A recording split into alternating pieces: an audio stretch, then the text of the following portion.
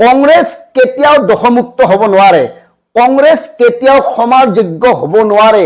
কিন্তু অপ্ৰিয় নিষ্ঠুৰ সত্যটো হ'ল অসম আন্দোলনৰ অসম চুক্তি ৰূপায়ণ হৈছিল কংগ্ৰেছ দলে গঠন কৰা চৰকাৰৰ প্ৰধানমন্ত্ৰী ৰাজীৱ গান্ধীৰ লগত।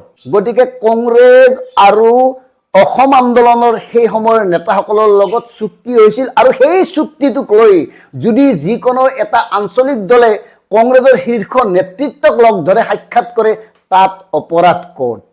ভুলে শুদ্ধ হলে লুৰিণজ্যোতি গগৈ একেটা স্থিতিতে বৰ্তমানলৈকে আছে।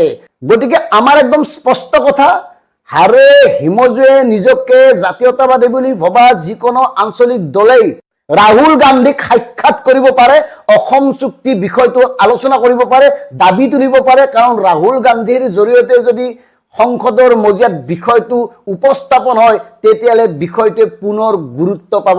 এই কাৰণে কৈছো কাৰণ আজি 40 বছৰে সম্পূৰ্ণকৈ ৰূপায়ণ নহল অসম চুক্তি, অথচ কংগ্ৰেছে 20 বছৰ থাকিল আৰু বিজেপিও 20 বছৰ শাসন কৰাৰ পথত।